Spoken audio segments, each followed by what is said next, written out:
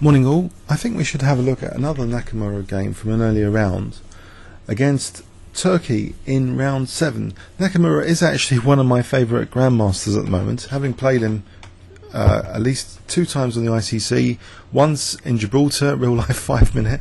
I've bumped into him a few times. He's mentioned me in his blog, played a 15-minute recently.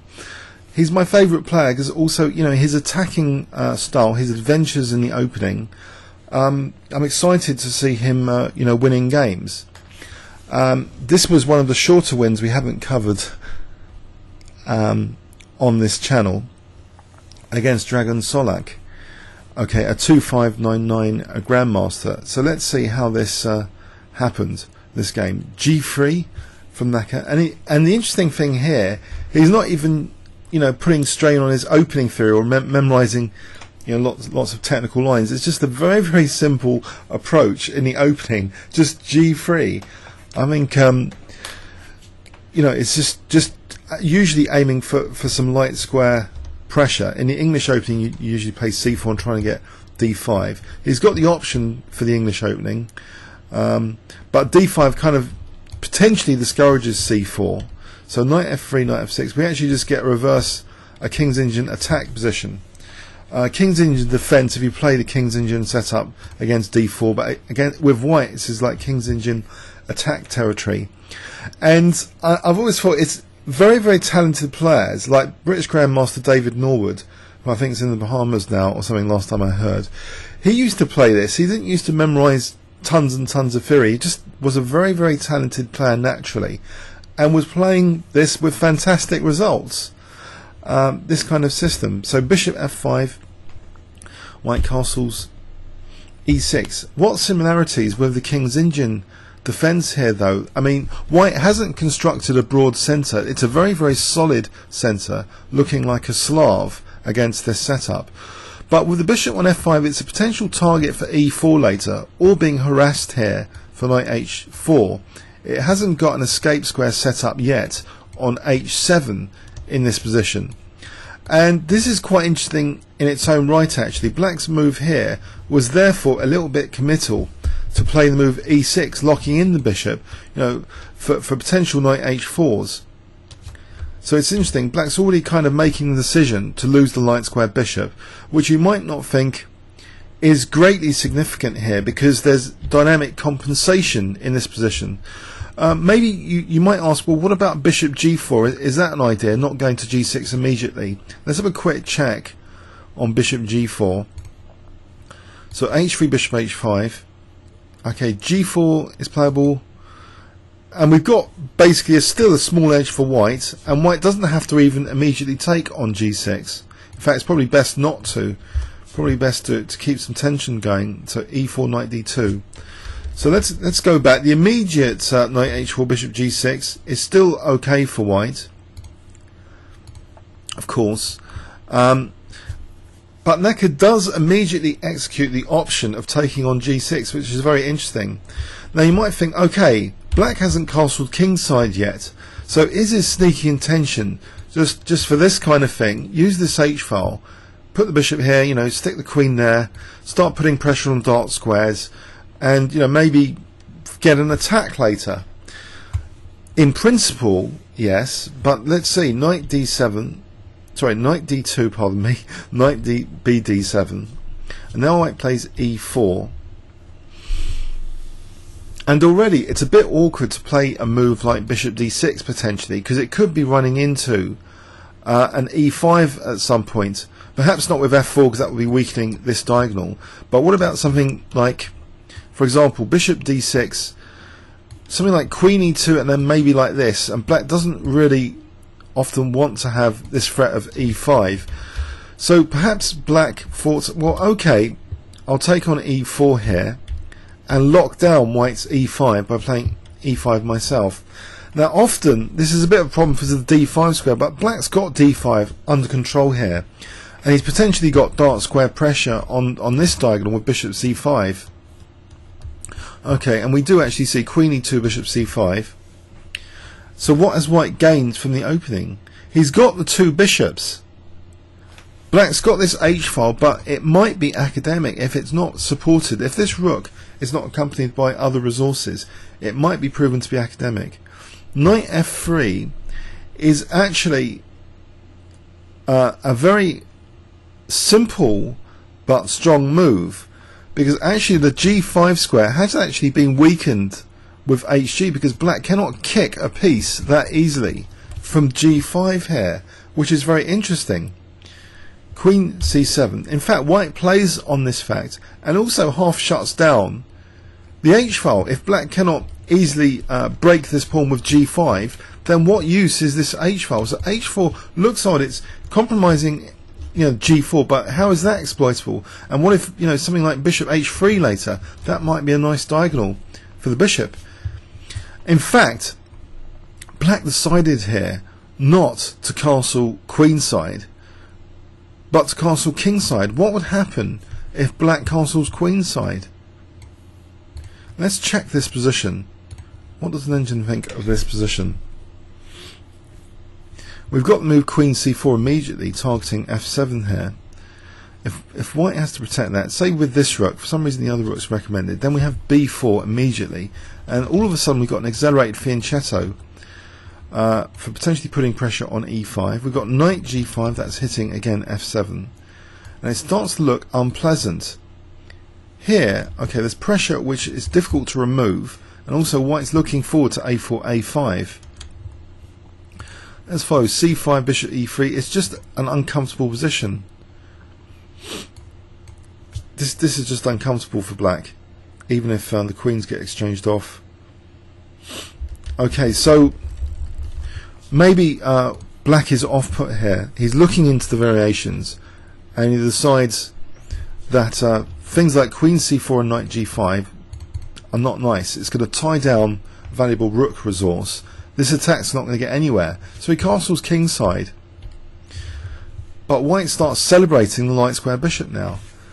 But just imagine the amount of opening theory just bypassed just for playing this very, very simple opening, which, how many club players out there are looking for openings without learning tons and tons of opening theory? What has Necker played in this game? He's played a lazy David Norwood system. Or Michael Hennigan's been playing the King's Indian attack. They're good friends.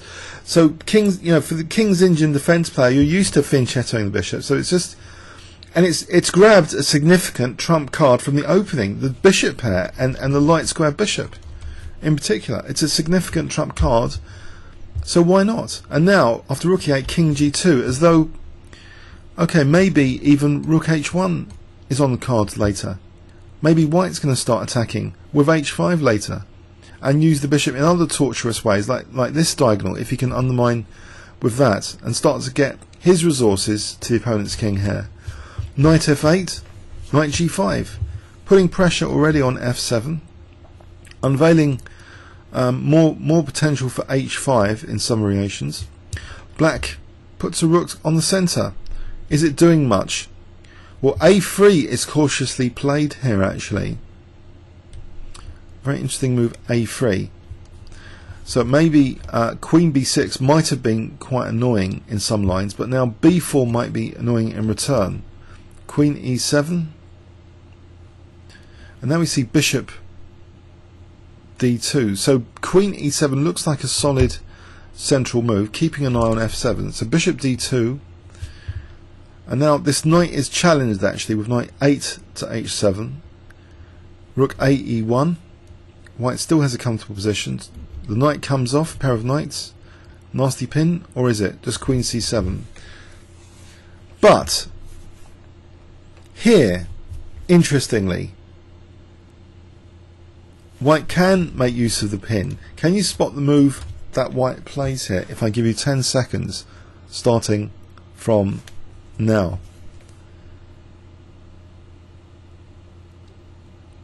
Okay, white plays h5. This knight's pinned, so if it takes here, white can damage the structure of black, which is horrible. So g takes h5, and he is damaging the structure and celebrating further the light square bishop. Now in an attacking position, the opposite colour bishops don't tend to draw, they tend to win. It's like having an extra piece on the light squares. So G takes f5. He's not in an immediate rush for queen h5. That might allow an infiltration with rook d2. Let's have a quick look at the immediate queen h5. We've seen many of the top GMs playing in a kind of leisurely way to regain material at their own time, without all the hassle, without all the issues which sometimes this can generate. But here it seems actually queen h5 immediately does seem viable from an engine point of view. Bishop f5, the pawn is not going anywhere anyway anytime soon. Okay, if h4, well then rook h1, and the attack's like potentially raging on here actually. Rook h1 is actually a very strong move here. Let's see. I mean, this is just a very dangerous attack. In fact, this is a mating attack now. Rook h1 coming. So black's got to be careful already about his king safety. And actually, he's a bit scared maybe of rook h1 and queen h5. Understandably, he makes a run for it with his king, with king f8. So we see rook h1, king e7. Is the king safe? Now this is intriguing, actually. Is the king safe? There's some subtle weaknesses around black's new home address here in this position. After rook takes h5, black plays rook h8, and white in this position is content to transform his advantage, unless this is a misprint, with g4. It would seem you'd think the follow-up might be rook h1 and get a rook on the 7th, but actually g4 looks as though he doesn't mind an outside past h-pawn, which he could potentially drag to h7. Let's have a quick engine check of g4. This is very interesting why, for example, rook e h1 isn't the move here. Rook e h1 might be a different way of skinning the proverbial cat. So this position can potentially establish a rook on the 7th, pardon me, which you would think is a small advantage, and the engine thinks it's a small advantage. But this g4 approach, interesting. Okay, if black did take, and let's have a look at this passed pawn scenario. So this is again is a small advantage apparently for white. But you might imagine there's more drawing chances here if this pawn's not actually immediately that dangerous. Is there a potential even for a blockade with the king coming on h8 here? It's still a dangerous position as these variations demonstrate. If you have a king on h8 here, queen d3, I'm not sure what the intention is. Is it just for rook d1 and queen d8? Yes, this pawn would be very dangerous here. If you just play for rook d1 here for queen d8. Queen comes in and wreaks havoc. So this is a very interesting position with the king seemingly a funny place for the king, but it's safe enough here because the queen's tied down anyway because of that pawn here. So that's very interesting that this move g4 was played rather than just say supporting the rook. After rook d g8, now the immediate threat black has created is of course rook h5 looks like a basic tactical threat, and it's parried by king f3. Amusingly, the king just steps out of the pin by itself. So white's got a grip on these light squares, and black plays down rook d8, and now finally exerting more pressure on the h file. Black's not going to go in for this pawn on h7 stuff, and he doesn't even want a pair of rooks coming off, but white does get this rook on the 7th. Now here the rook on the 7th is potentially pinning this pawn, which is something to bear in mind for exploitation later. Okay, queen a5 was played here. Now white is not keen to play a move like b4 because queen takes a3 check would be whoops. So, but actually after queen a5, a seemingly quiet move is played here, just celebrating, it seems, the light squares, you know, putting more pressure on f7. And you might think also bishop g6 might be a threat here, or even other ideas like bishop e6. And there's yet another idea which you may find surprising that it was allowed, because black's next move, Dragan Solak, a 25.99 GM, a higher FIDE rating than most of us on YouTube will ever have in our lives. Guess what black's next move was? Next move in this position, black plays queen b5. It's probably a very difficult position in any case, and we need to explore the actual alternate defences that black had here. But can you spot a brilliant move which ends the game here immediately? If I give you 10 seconds, or you might want to stop the video, pause the video. So can you spot white's play and win immediately on the spot here?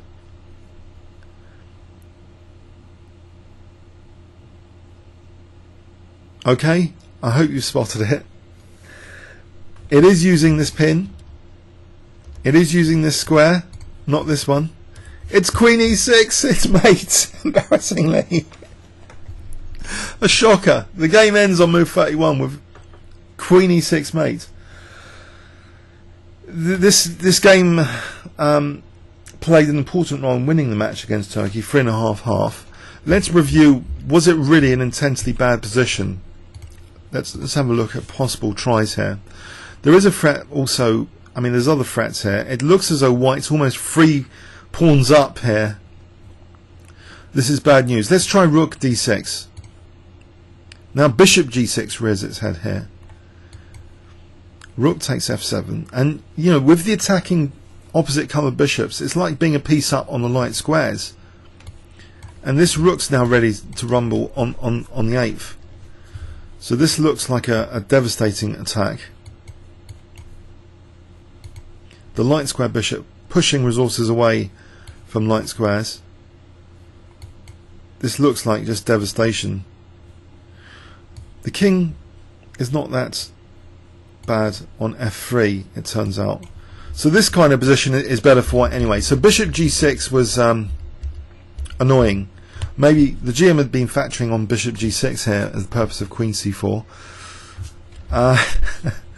And what else? You know, king d6. Should we try king d6? Check. Takes. We've got check. b4 now is good.